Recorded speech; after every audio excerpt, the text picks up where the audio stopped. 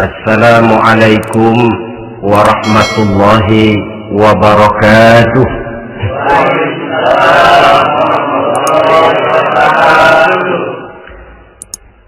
Alhamdulillahi rabbil alamin, wassalatu wassalamu ala ashrafil anbiya'i wal mursalin, sayyidina wa maulana Muhammadin wa ala alihi wa ashabihil mujahidin at-tahirin, amma ba'd.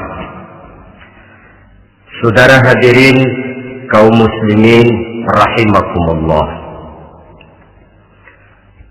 dalam kehidupan selalu berhadapan dengan dua hal yang berlawanan, dengan dua hal yang kontroversial kata orang sekarang, yang kita diharuskan memilih satu di antara kedua hal itu.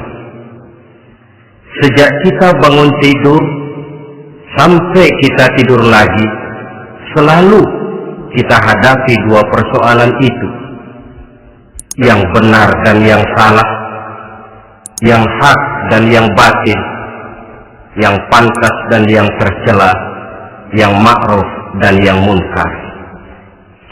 Persis seperti sebaik lagu yang lagi ngepop dan banyak dinyanyikan anak sekarang, madu di tangan kananmu katanya, racun di tangan kiri, di tangan kananmu katanya, racun di tangan kirimu.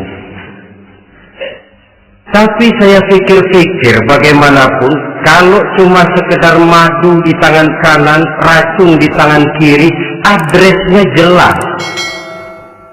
Yang repot kalau kita sudah tidak tahu lagi mana yang madu, mana yang racun. Lebih celaka lagi di zaman sekarang, banyak racun mereknya madu.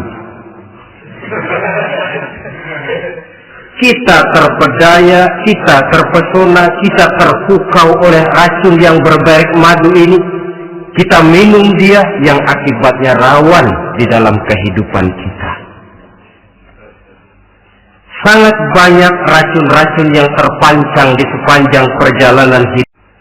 Sangat banyak racun-racun yang terpancang di sepanjang perjalanan hidup kita ini.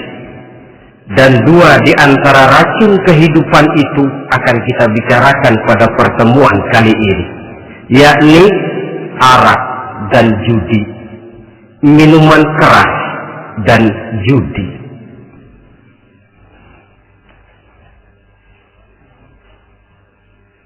Sebagai yang kita maklum bahwa Islam bertujuan memelihara kemuliaan manusia yang diciptakan fi ahsani taqwim, dalam bentuk yang paling sempurna. Arak atau minuman keras jelas merupakan hal yang merusak dari berbagai aspek kehidupan, entah kesehatan. Cobalah sejenak kita adakan penyelidikan. Kalau masuk kita ke dalam penjara, melihat sel-sel di sana, berapa banyak yang mendekam di sel karena urusan minuman keras. Masuk kita ke rumah sakit, berapa banyak yang dirawat akibat minuman keras, akibat stres yang dialaminya. Berapa banyak rumah tangga berantakan, berapa banyak pembunuhan terjadi, pemerkosaan terjadi akibat daripada minuman keras ini. Yang paling ironi kalau dia sudah menyerang anak-anak muda kita. Padahal kita tahu remaja pemuda adalah bentuk miniatur daripada kehidupan suatu bangsa. Akan bagaimana warna Indonesia 20, 30, 40 tahun yang akan datang, Indonesia 20, 30, 40 tahun yang akan datang, remaja dan pemuda kita jawabannya. Bahkan dari segi agama pun, akan bagaimana warna Islam di Indonesia 20, 30 tahun yang akan datang, remaja itu pula jawabannya. Karena itu tidak terlalu berlebihan kalau saya berkata bahwa untuk menghancurkan Islam di Indonesia ini tidak perlu menghancurkan pondok pesantren, tidak perlu menutup masjid, melarang pengajian, menyegel musola, tidak perlu. untuk menghancurkan Islam di Indonesia cukup dengan meracuni remaja, pemuda-pemudi Islam di Indonesia. Kalau mereka sudah diracuni, dijauhkan dari agamanya, masalahnya tinggal menunggu pergantian. Yang jadi pilot proyek jelas remaja, pemuda, termasuk dengan menanamkan pengaruh minuman keras. Ditanamkan ke tengah remaja kita ini untuk jauh dari tuntunan agama. Hei pemuda-pemuda Islam, kalau kau mau jadi pemuda modern, jangan dekat-dekat ke masjid. Masjid khusus 60 tahun ke atas. Sepertinya di depan masjid itu ada papan pengumuman masjid khusus 60 tahun ke atas. Baca Quran kolot. Seiring dengan itu lalu modernisasi diartikan dengan westernisasi. Kau tidak akan bisa jadi pemuda modern sebelum semua yang datang dari barat kau telan mentah-mentah. Kau harus bisa bergaul seperti orang barat, berumah tangga macam orang barat, makan minum seperti orang barat, yang orang lain nggak ngerti, kamu juga nggak tahu.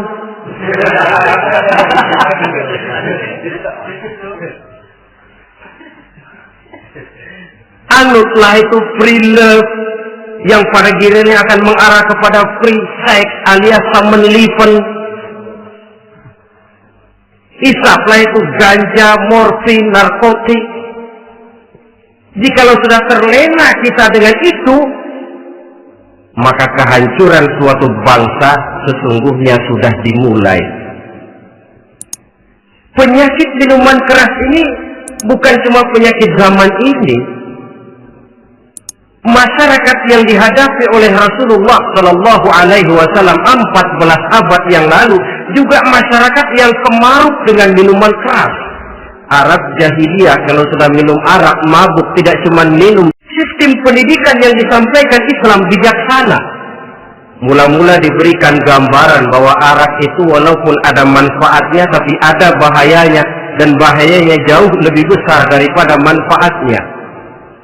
Tahap kedua diberikan pesan jangan mendekati sholat dalam keadaan mabuk.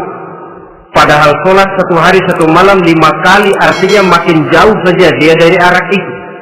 Pada saat kondisi iman sudah memungkinkan, barulah turun vonis bahwa arak itu najis, perbuatan setan, jauhi. Yang ironi yang saya katakan tadi, racun mereknya madu. Kadang-kadang kita dibuai dengan iklan yang tidak mendidik. Saya pernah lihat ada iklan misalnya, bersama minuman ini, atau minuman ini lambang pergaulan dunia yang maju. Modern diukur dari minuman. Yang jadi korban akhirnya remaja dan pemuda-pemudi kita. Saya teringat satu analisa dari Rasulullah Sallallahu Alaihi Wasallam. Beliau bersabda, "Inna min asratis sa'ah." Sesungguhnya di antara tanda-tanda kiamat. Apa kiamat itu? Dalam arti yang umum, kiamat itu saat di mana alam ini hancur, bumi gempa, air laut tumpah ke darat, gunung meletus, planet-planet bertabrakan, lalu semua yang bernama hidup mati. Itu kiamat beneran. Mati itu kiamat beneran. Saya nggak mau cerita kiamat beneran, sebab saya sendiri nggak kepengen ngalamin. Yang sering kita ngalami ini kiamat kecil-kecilan, kiamat mini. Apa kiamat mini itu? Hancurnya sendi-sendi kehidupan sosial. Maksiat merajalela, munkarat menjadi-jadi. Yang ma'ruf dianggap munkar, yang munkar malah menjadi ma'ruf. Yang salah disanjung-sanjung, yang benar dicaci maki. Tuntunan dianggap tontonan, tontonan malah jadi tuntunan. Kan kiamat kalau sudah begitu. Pencungkiran nilai. Kenapa hal semacam ini bisa terjadi? Kenapa hal semacam ini bisa terjadi? Penyebabnya kata Nabi, pertama ayyurfa'al ilmu. Ilmu diangkat oleh Allah. Bagaimana cara Allah mengangkat ilmu dan apa maksudnya itu? Allah mengangkat ilmu itu, saudara, caranya pertama dengan mewafatkan ulama. Makin banyak ulama wafat, makin banyak ilmu ditarik. Yang kedua, kurangnya minat orang untuk belajar agama. Kalau sudah klop macam itu, artinya agama sudah disudutkan ke pojok-pojok kehidupan. Agama cuma sekedar tinggal dekorasi. Agama cuma seminar, cuma kongres, cuma muktamar. Tapi bahwa agama merupakan realita dalam kehidupan, itu tidak pernah terwujud. Kalau ulama sudah tiada, minat orang belajar agama berkurang, maka ajaran Allah tidak lagi didengungkan orang. Dikala itu, wa yuzharul jahlu, akan muncullah kebodohan. Nampak kebodohan di mana-mana. Muncul permitted society, masyarakat yang merasa boleh hidup dengan kaidah serba boleh. Begitu kondisi masyarakat, terjadilah apa yang dianalisa oleh Nabi. Dikala itu, wa yaqsuwa zina, zina dikerjakan berserang-serangan. Orang sudah tidak punya malu. Hidupnya sudah pakai prinsip punya kuping kebo, punya muka tembok, punya kulit badak. Kalau juga dikasih tahu, malu dong kau tinggal serumah belum nikah. Malu sama siapa? Masyarakat. Allah, masyarakat cuek aja.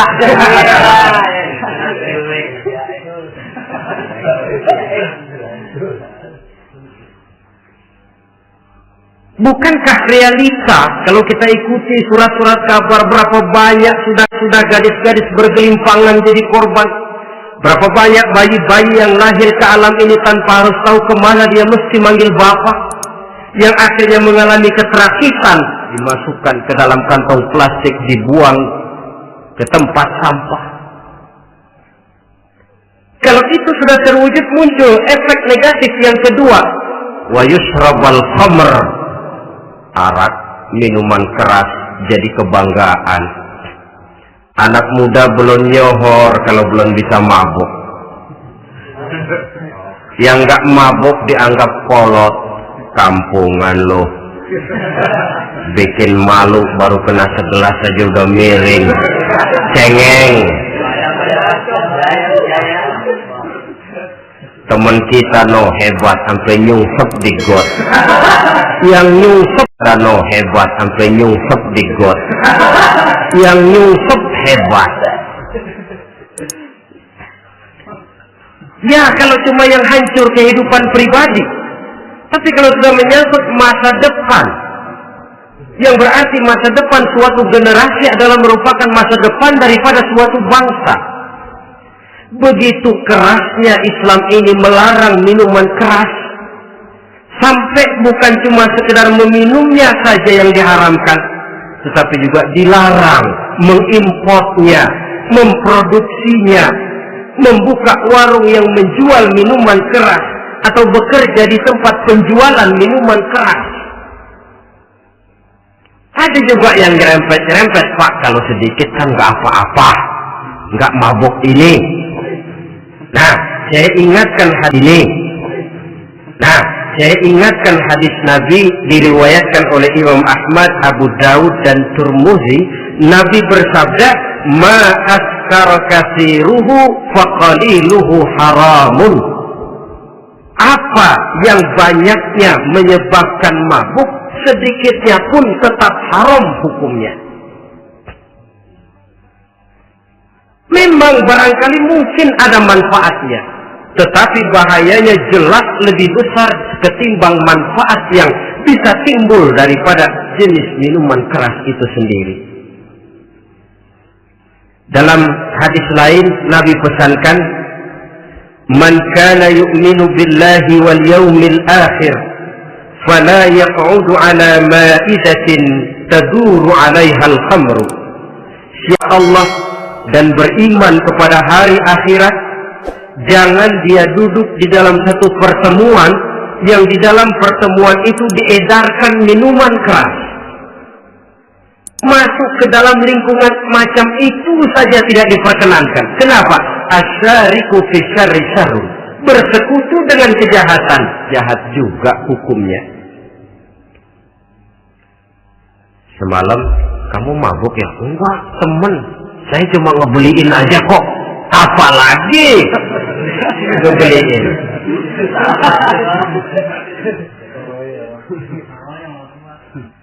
Sebab apa? Dalam keadaan mabuk, orang tidak lagi bisa berpikir secara logik. Daya kontrol hilang, artinya perbuatan sudah tidak terkontrol lagi. Yang pertama. Yang kedua, IQ tidak akan tumbuh dan berkembang secara normal seperti yang kita harapkan. Yang ketiga, harga diri akan runtuh hancur di tengah masyarakat. Bayangkan kalau tengah malam kita digotong orang, diantar ke rumah kita. Dengan kondisi macam itu masih punya muka kita untuk tegak di tengah masyarakat. Masih punya harapan kita untuk tumbuh menjadi pemimpin, sementara orang terkenang, ini kan yang kemarin malam gua gotong, dia lagi mabuk. Harga diri, kepribadian. Jangan lupa saudara, kita hidup di tengah masyarakat. Masyarakat itu punya hukum yang tidak tertulis, tapi lebih kuat dan lebih kejam daripada hukum tertulis. Orang bilang, sekali arang tercoreng di dahi, seumur. Orang bilang, sekali arang tercoreng di dahi, seumur hidup orang akan tetap ingat. Makanya Rasulullah dalam hadis memberikan tamsil untuk adik-adik remaja muslim ini, masalul mu'min kamasalin nahli. Perumpamaan orang yang beriman itu persis seperti tawon. Mentalitas orang mukmin persis tawon. Apa mentalitas tawon? Kalau kita ngaji bab tawon, kita renungi apa keistimewaan tawon. Saya lihat-lihat, ternyata tawon itu punya 4 keistimewaan. Pertama, tawon itu yang dihisap selalu saripati bunga. Bagus makanannya. Yang dimakan selalu saripati bunga. Artinya apa? Orang mukmin perutnya itu perut selektif. Yang dimakan yang baik-baik, yang diminum yang baik-baik. Yang baik menurut agama itu adalah yang halal, thayyibat. Perutnya selektif, bukan perut asbab. Kalau asbab untung apa saja masuk ke dalamnya. Tapi mukmin perutnya ini selektif. Daging kambing masuk, tahu masuk, kangkung masuk, kodok minggir. Air kelapa minum, kopi minum. Tapi kalau sudah berbau minuman keras, minggir. Tapi kalau sudah berbau minuman keras, minggir. Sebab apa? Makanan dan minuman yang kita masukkan ke dalam perut besar ini akan digiling dalam perut besar,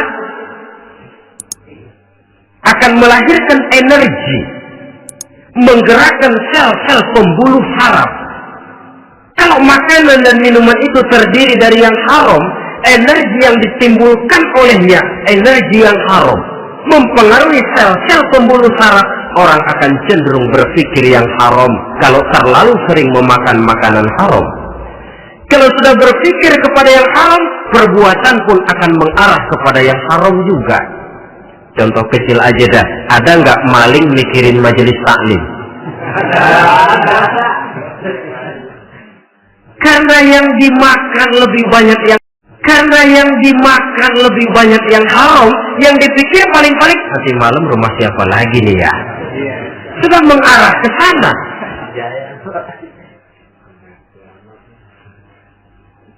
Saripati bunga yang dimakan tawon itu. Lalu tawon yang kedua saya lihat yang dikeluarkan selalu madu. Arti Artinya apa orang mukmin itu? Kalau dia berkata, perkataannya mengenakan orang. Kalau dia berbuat, perbuatannya membawa manfaat bagi orang. Kalau kakinya melangkah tentu ke tempat yang ada gunanya, yang dikeluarkan madu, bukan racun. Indah tawon itu. Yang ketiga, tawon saya lihat, kemanapun dia hinggap, tidak ada dahan patah.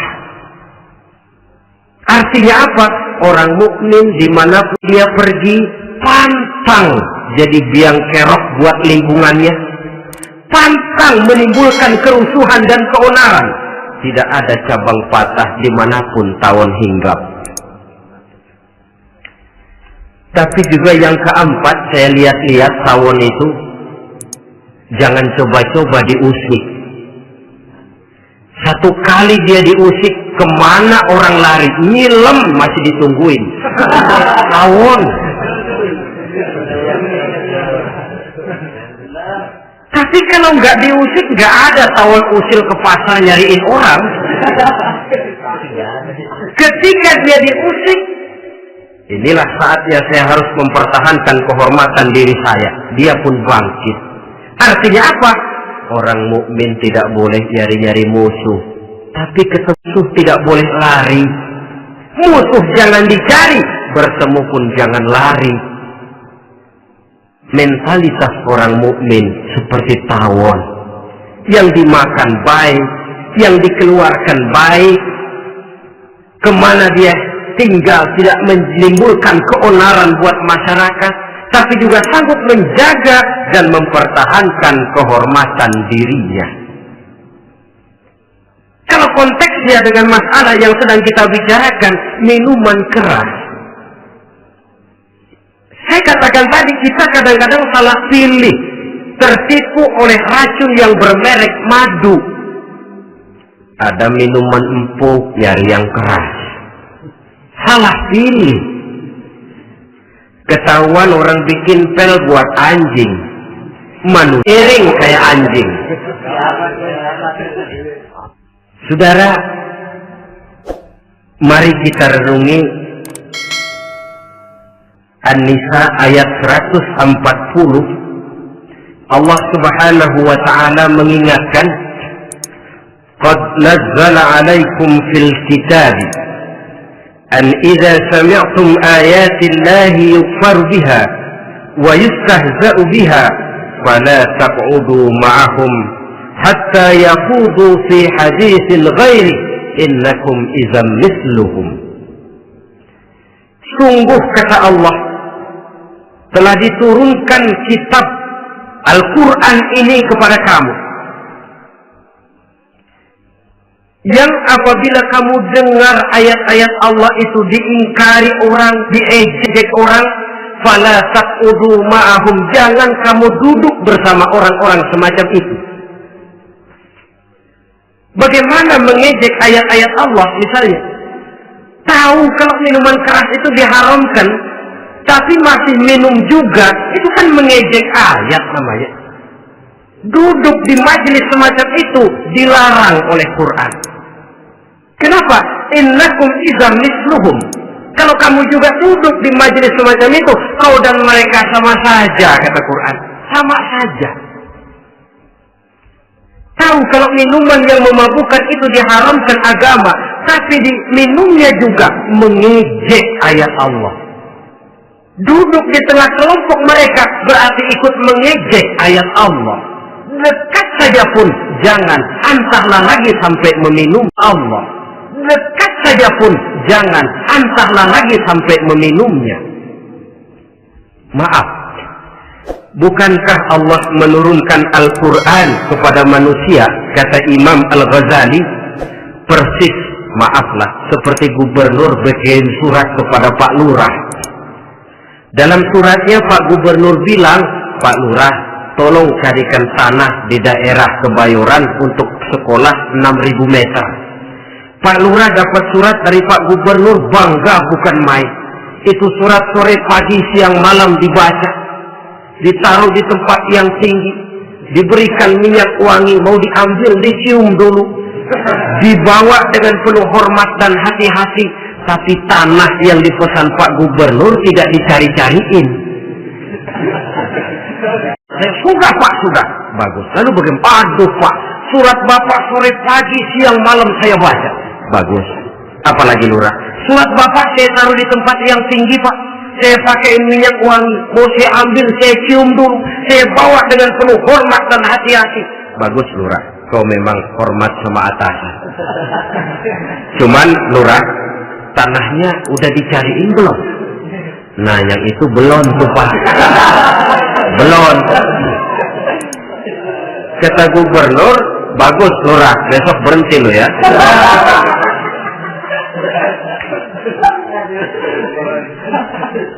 Membacanya memang penting. Al-muta'abbad bitilawatihi, beribadah dari sebab membacanya. Tapi setelah kita baca, kita tahu isinya. What next? Mau apa kita dengan isinya itu? Next. Mau apa kita dengan isinya itu? Jangan yang kita baca kita injak-injak. Itulah ironinya. Bagaimana Quran itu mau membawa keberkahan dalam hidup ini? Kalau yang kita baca sering kita injak-injak. Dalam kehidupan kita baca ayat wa ahallallahu al-bai'a wa harrama riba. Allah halalkan jual beli, Allah haramkan riba, tapi renten ditelan terus.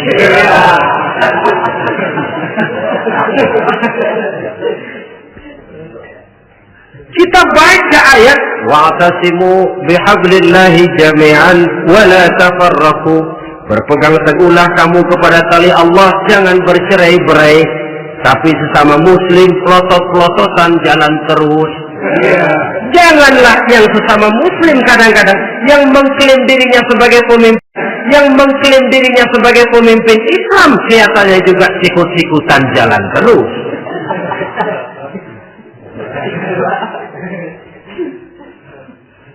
Sehingga tidak heran kalau orang bilang di bawah ngamalin ayat kursi sudah sampai di atas ayat hilang, tinggal kursi saja yang diamalin. Ironi dan menyedihkan. Perjalanan panjang memang saatnya kita menunggal dengan Al-Quran ini. Tetapi prosesnya memang harus kita mulai dari sekarang. Perkara kapan proses ini selesai, itu bukan masalah kita. Tapi bahwa kita sudah memulai suatu proses, itulah yang diharapkan. Hadirin yang saya hormati, oleh karena kerasnya peringatan Islam terhadap minuman keras kepada Khalifah Umar bin Abdul Aziz, bahwa ada sekelompok orang berkumpul meminum minuman keras. Kata Khalifah Umar bin Abdul Aziz, gerak mereka, hukum, cepat. Ya Khalifah, kenapa? Di tengah mereka ada juga orang yang Ramadan biasa puasa. Begitu, iya, yang biasa puasa duluan hukum. Kenapa? Mengerti memang lebih besar resikonya daripada tidak mengerti. Kalau yang tidak mengerti dilatar belakangi oleh kebodohan, barangkali masih bisa ditolerir, masih bisa dimaklumi. Ini toh sudah tahu mau puasa, kenapa berkumpul di majelis yang ada minuman keras? Tapi memang kelompok ini kan memang selalu ada. Kita lihat dalam masyarakat itu kan ada 4 kelas. Pertama, ada orang yang tahu larangan. Ini the first class, kelompok terbaik. Perintah tahu dia kerjakan, larangan tahu dia jauhi. Ini orang terbaik. Yang kedua, ada orang tahu perintah tapi tidak tahu larangan. Perintah tahu, larangan tidak tahu. Sholat mau, puasa mau, zakat fitrah bayar, nyolong mau, mabuk ayo. Perintah tahu tapi larangan tidak tahu, akhirnya semua dikerjain. Barangkali yang rada bingung malaikat bagaimana nyatanya ini, kotor absen. Gelas yang ada di hadapan saya ini, kalau semua diisi air putih macam ini, kan jelas bisa diminum orang. Isi air putih macam ini, kan jelas bisa diminum orang. Kalau semua diisi bensin, jelas bisa diminum motor. Tapi kalau separuh diisi air putih, separuh diisi bensin, kacau. Kalau gelas yang ada di hadapan saya ini sepenuhnya diisi air putih, jelas bisa diminum orang. Kalau sepenuhnya diisi bensin, juga jelas bisa diminum motor. Yang repot kalau separuh diisi air putih, separuh diisi bensin. Kacau statusnya. Orang minum mabok, motor minum pun mogok. Dijual juga tidak laku barang campuran. Inilah makna pernyataan Allah, wala talbisul haqqa bil batil. Jangan wala talbisul haqqa bil batil. Jangan kamu campur adukan antara yang hak dan yang batil. Perintah dikerjakan, larangan pun dikerjakan juga. Kelompok ketiga, ada pula manusia yang tahu larangan tapi tidak tahu perintah. Larangan tahu tapi perintah tidak tahu. Jahat sama tetangga tidak, mencuri tidak, mabuk tidak, zina tidak, sholat tidak, puasa tidak, polos,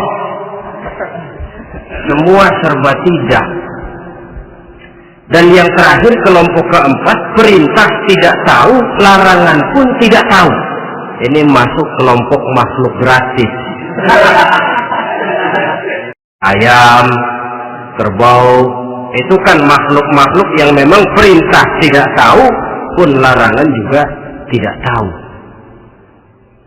Nah, dalam hubungannya dengan ini, saya mengajak, marilah kita berusaha sekuat mungkin menjauhkan diri dari minuman keras yang jelas bahayanya dengan hidup tidak jauh dari bimbingan agama. Hadirin kaum muslimin rahimakumullah. Kawan seiring dan sejalan dari minuman keras, judi namanya. Saudara kembar barangkali. Yang satu sering menimbulkan yang lain, tetapi bukan tak jarang keduanya berjalan berdampingan.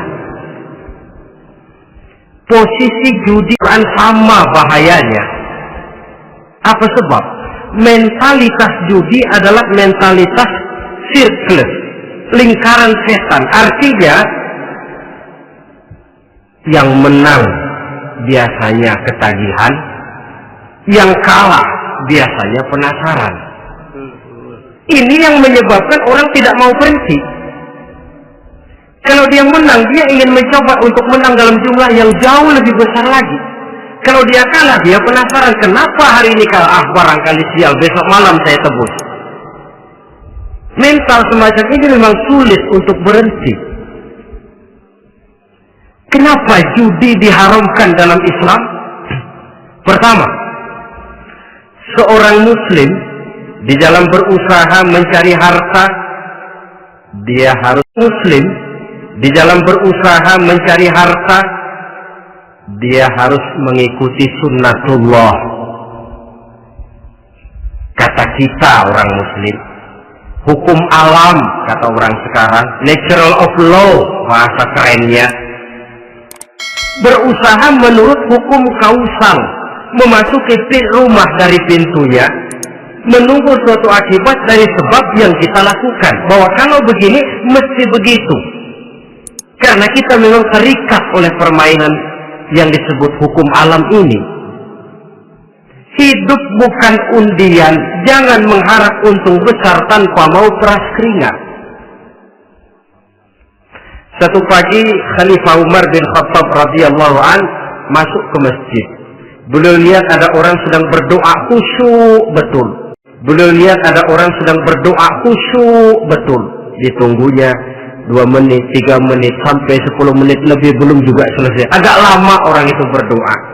Selesai berdoa, dihampiri orang itu oleh Sayyidina Umar. Beliau tanya, saudara, lagi apa tadi itu? Berdoa ya Khalifah. Minta kepada Allah? Tentu minta kepada Allah. Minta apa? Minta rezeki. Sudah lama? Dari tadi habis sembahyang subuh. Dapat?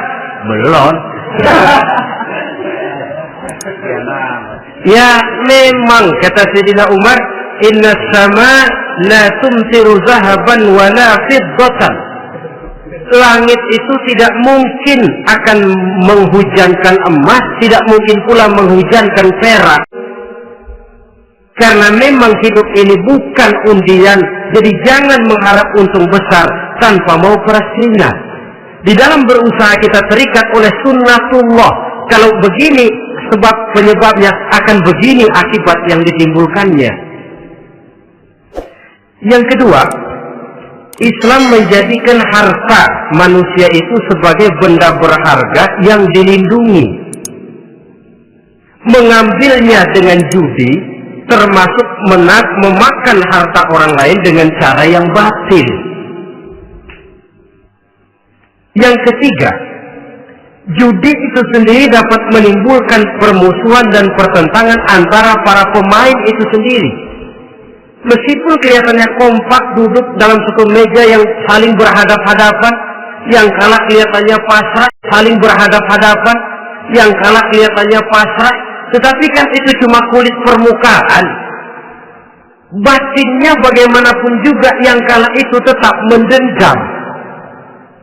Sedangkan yang kalah di samping mendendam juga mengomel, mencaci mungkin ya melawan bermainnya, ya mungkin juga dirinya sendiri. Dan yang keempat, judi itu merusak aktivitas hidup, membuat orang membuang waktu dengan tidak terasa, dan yang pada gilirannya melupakan orang kepada tanggung jawab. Wah, kalau sudah memegang kartu, konon kabarnya, saya sendiri alhamdulillah belum pernah, lupalah orang anak, lupalah orang kepada istri, ataupun berlalu tanpa terasa. Apalagi kalau sudah diiming-iming oleh gambaran akan memperoleh keuntungan yang besar. Termasuk di dalam judi itu undian, apapun namanya. Yang usaha ke arah ini seharusnya tidak dipermudah, walaupun dengan embel-embel dana kemanusiaan, sumbangan sosial. Dan saya tidak begitu yakin, saudara, bahwa bangsa Indonesia ini sudah begitu menipis rasa kemanusiaannya, sehingga untuk berlaku sosial mesti diimbangi dengan hadiah sekian juta rupiah. Saya tidak percaya bahwa umat Islam di Indonesia sudah begitu tipis rasa kasih sayangnya kepada sesama, sehingga sulit mengeluarkan bantuan kalau tidak diimbangi dengan hadiah yang sekian puluh juta rupiah. Yang saya khawatir apa? Pada gilirannya di negeri ini akan makin banyak tukang-tukang ngelamun kelas tinggi yang hidup cuma ngumpulin jikalau andai kata umpama misalnya orang sudah kemana-mana, kita masih menghitung jikalau.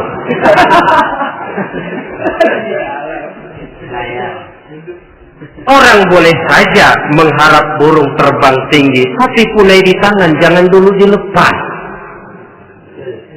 Artinya, idealisme silahkan terbang setinggi langit, tapi kaki harus tetap berpijak di alam realita. Bahwa memang lebih baik makan singkong dalam kenyataan daripada makan roti tapi ngimpi.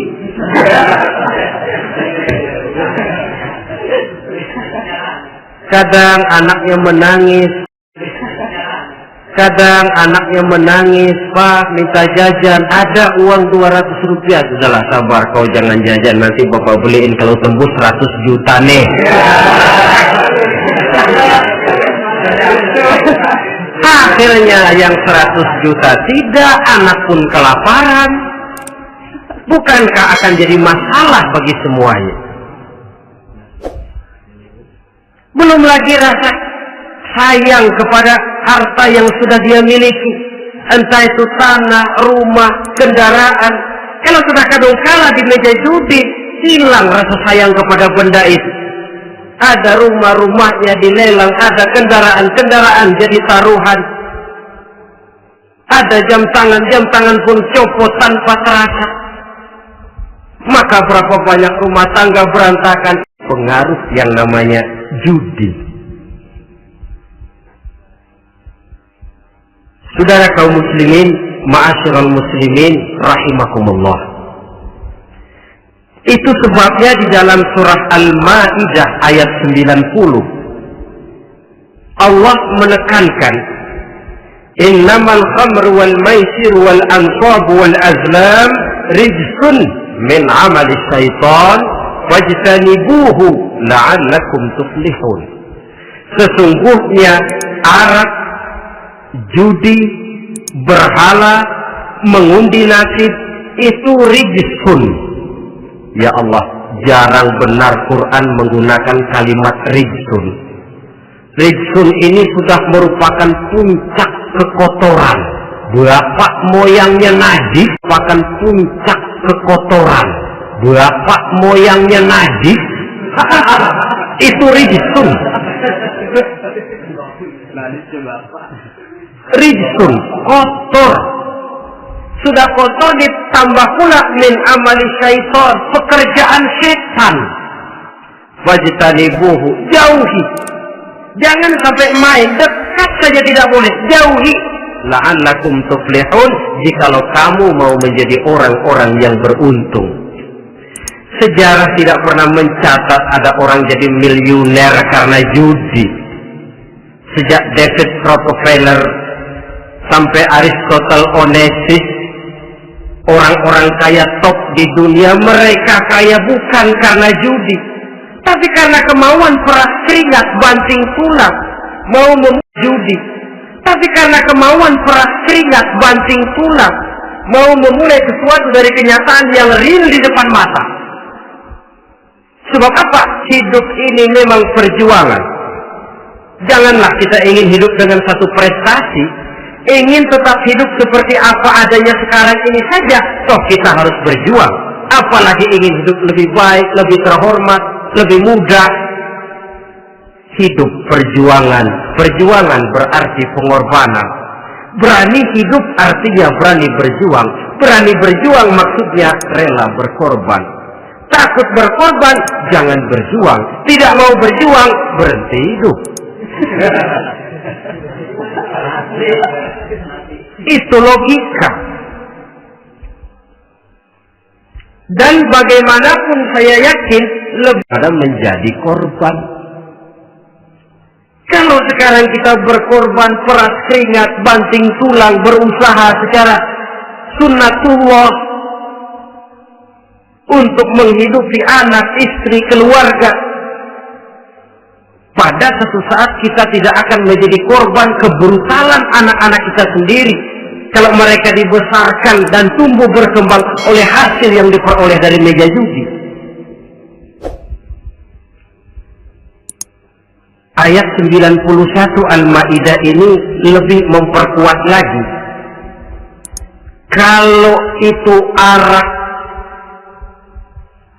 judi, berhala, mengundi nasib adalah perbuatan setan, sebenarnya setan mau apa sih?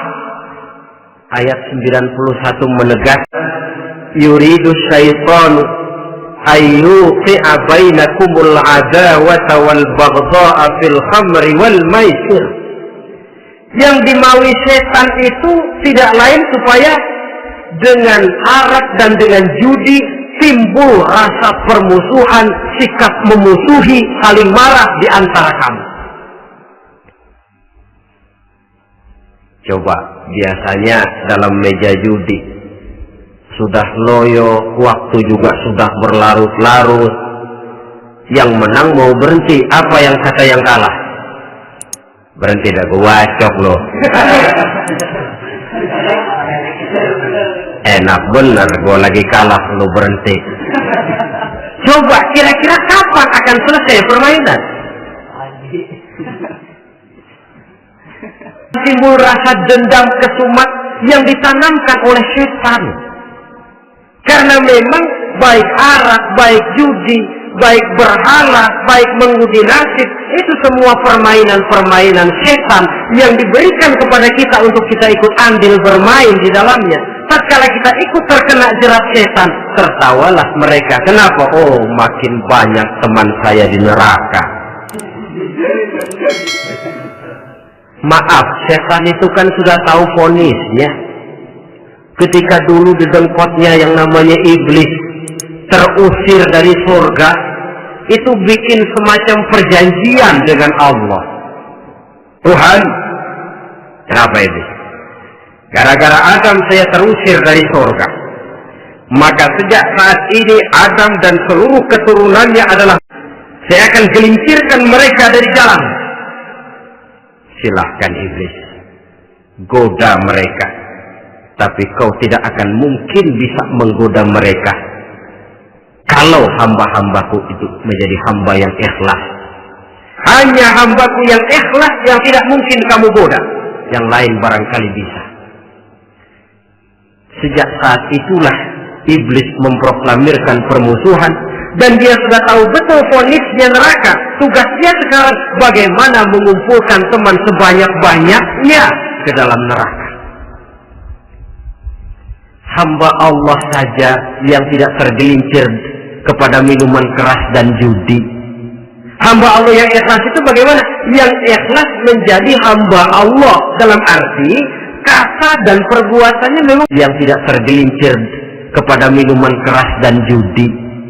Hamba Allah yang ikhlas itu bagaimana? Yang ikhlas menjadi hamba Allah dalam arti kata dan perbuatannya memang mencerminkan bahwa dia hamba Allah.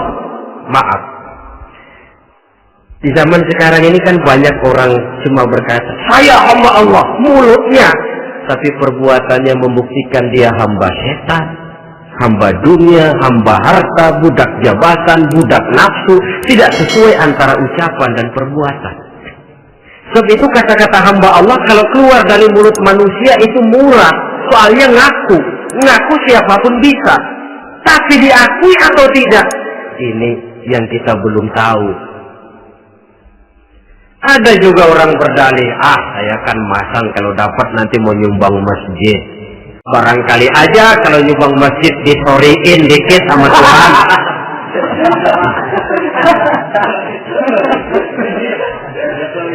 Apa bisa begitu?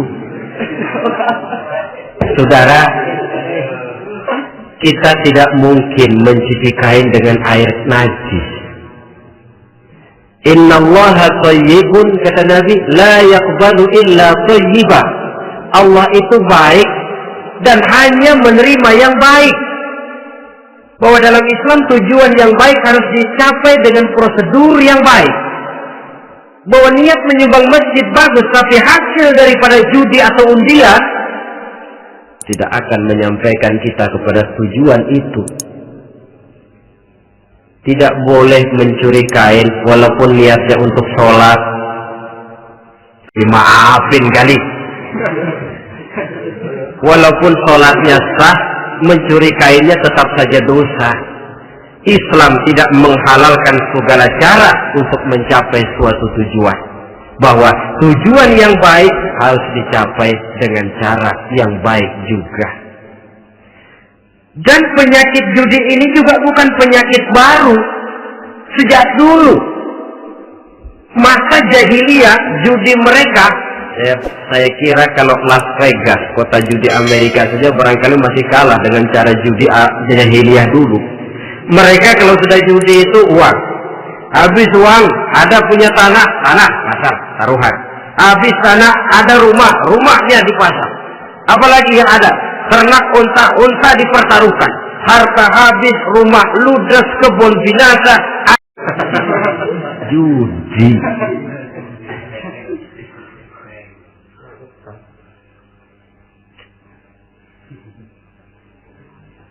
Kita sebagai muslim oleh Al-Quran dijelaskan orang yang mempunyai dua tujuan hidup. Pertama tujuan jangka pendek, yang kedua tujuan jangka panjang. Tujuan jangka pendek dunia dan seluruh isinya. Tujuan jangka panjang adalah akhirat dan ridho Allah. Ini yang terpantul dalam doa setiap kita. Rabbana atina fid dunya hasanah wa fil akhirati hasanah. Tercapai tujuan jangka pendek fid dunya hasanah dan tujuan jangka panjang wa fil akhirati hasanah. Untuk fil akhirati hasanah. Untuk mencapai tujuan jangka pendek, merangkul dunia dan seluruh isinya, apa yang jadi modal utama? Pertama, pendidikan. Makin tinggi jenjang karier pendidikan yang kita tempuh, rasa-rasanya makin mudah menjangkau dunia dan isinya. Yang kedua, pengalaman, tenaga expert masih tetap diperlukan. Makin banyak pengalaman, makin mudah menjangkau dunia. Yang ketiga, dan ini ada tapi tidak bisa dijadikan pegangan, faktor nasib, faktor kebetulan ada, tapi tidak bisa dijadikan pegangan mutlak. Pendidikan, pengalaman, ingin menjangkau ke dunia hasanah, ini modal utama. Bagaimanapun tinggi pangkat dan jabatan kita, bagaimanapun banyak gelar kita sandang, tanpa prestasi ibadah, nol besar kita dalam pandangan Allah. Itu sebabnya kita sholat. Jadi tidak beralasan kalau orang ditanya, kenapa sih kamu nggak sholat? Ah, tetangga saya sholat melarat terus.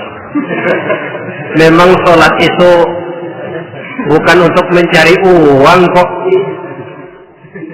Kalau ada orang yang rajin sholat, rezekinya kelihatan lancar, itu cuma sekedar persekot. Uang muka, cashnya tetap di akhirat nanti. Efeknya apa? Karena kita punya tujuan jangka panjang, mengharap ridho Allah di akhirat. Cara kita mencapai tujuan jangka pendek dibatasi oleh pertanyaan. Cara kita mencapai tujuan jangka pendek dibatasi oleh pertanyaan, Allah ridho apa enggak? Kita cari uang, tapi pertanyaan pokok, Allah ridho enggak cara ini? Kita mengejar kedudukan, tapi Allah ridho enggak dengan cara ini? Ini yang menyebabkan kita lantas tidak lalu menghalalkan segala cara. Yang penting tujuan tercapai cara apapun halal. PKI. Kan cuma PKI yang berprinsip asal tujuan tercapai cara apapun halal. Dan kita sudah sepakat PKI dan seluruh ajarannya tidak berhak hidup di bumi Pancasila ini. Cuma jangan sekedar PKI-nya dikutuk tapi ajarannya dipakai.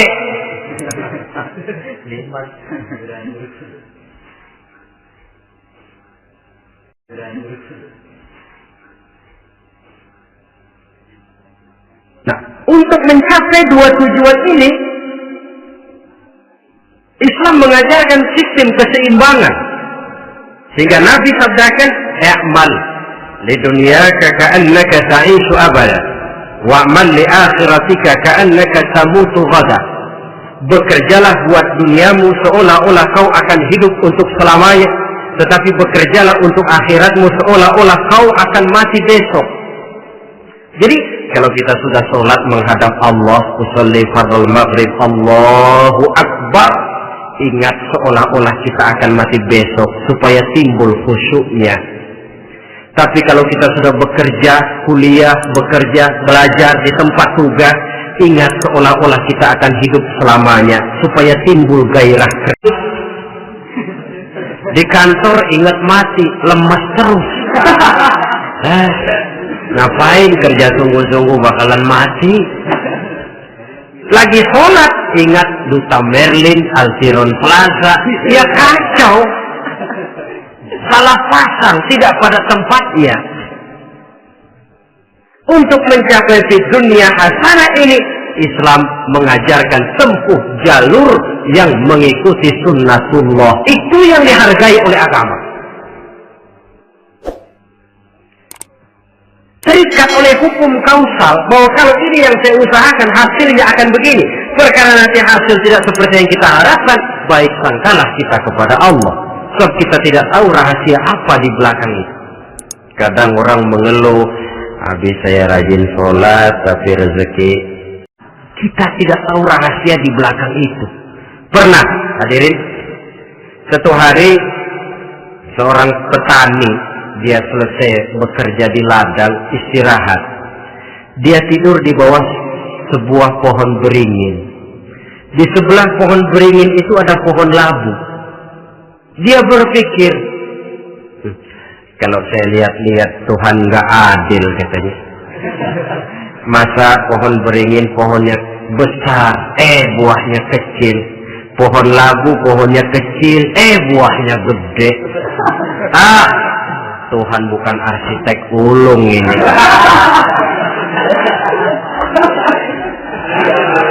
Mestinya supaya enak dilihat, beringin yang pohonnya besar buahnya sebesar buah labu.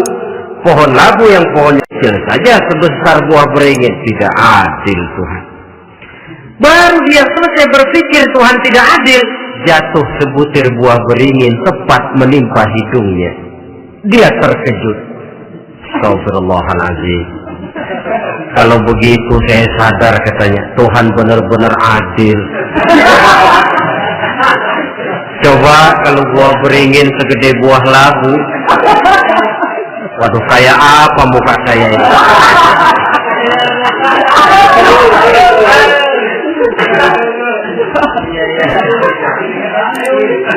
Baru terbuka pandangan matanya setelah berhadapan dengan kenyataan. Baru keluar respek. Allah benar-benar adil. Padahal semenit yang lalu dia masih berkata, Tuhan bukan arsitek ulu. Tapi real dia hadapi. Oh, Allah benar-benar adil.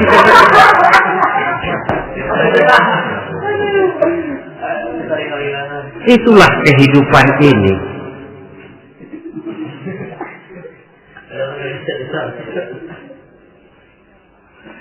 Saudara hadirin yang saya hormati, karena itu baik arak, baik judi, dua-duanya merupakan bahaya laten yang tidak hanya mengancam kehidupan agama, tetapi juga masyarakat, bangsa, dan negara, apalagi kalau sudah jatuh kepada generasi penerus. Dan yang bagaimanapun juga saya berpikir sebenarnya remaja, pemuda, pemudi kita cuma korban dari suatu sistem. Sebab ini merupakan tanggung jawab bersama. Ulama mubalik macam saya paling wewenangnya cuma ngomong. Yang punya SK untuk memberhentikan pabrik minuman keras itu kan Menteri Perindustrian. Tangan-tangan eksekutif. Sehingga kalau Nabi katakan, Man ra'a minkum munkaran falyughayyir biyadihi wa illam yastati' fa bilisanihi wa illam yastati' fa biqalbihi. Apabila salah seorang kamu melihat suatu kemunkaran, termasuk minuman keras dan judi di dalamnya, rubah itu. Dengan cara apa? Kalau kau mampu, dengan tangan. Artinya power, kekuatan. Kalau dengan tangan tidak mampu, wah, ini orang kalau gua pukul gua yang melintir nih. Kalau dengan tangan tidak mampu, wah, ini orang kalau gua pukul gua yang melintir nih. Umpamanya fabilisan nih, dengan lidah ngomong. Mas, saya senang sampean tinggal di sini, kampung kami tambah warga, tapi tolonglah jangan bawa pengaruh yang tidak baik. Kalau ternyata bicara pun tidak berani, fabiqalbi, cukup dalam hati, sekurang-kurangnya tidak ikut membenci kemungkaran dalam hati, itulah kadar iman yang paling lemah. Ini secara umum. Tapi kalau hadis ini kita mau adakan semacam, katakan description of job, bahasa kerennya, kita adakan pembagian tugas. Siapa yang harus merombak kemungkaran dengan power?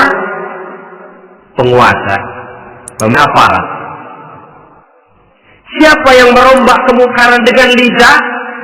Ulama, kiai, mubalik, ngomong. Siapa yang hanya merubah kemungkaran dalam hati? Kita umumnya rakyat lemah ini. Yang mau ngomong gak berani, tapi hati pegel. Nah, kalau sudah ada pembagian tugas semacam itu, insya Allah masing-masing akan berjalan pada relnya. Dan pada akhirnya selamatlah kita, bangsa Indonesia, umat Islam pada khususnya, dari bahaya, baik bahaya minuman keras maupun bahaya judi. Menyelamatkan bangsa dan yang lebih lagi menyelamatkan masa depan kita. Sekianlah saudara pertemuan kita pada saat ini. Mudah-mudahan ada manfaatnya. Terima kekurangan. Usikum wa nafsi bitaqwallah. Wassalamualaikum warahmatullahi wabarakatuh.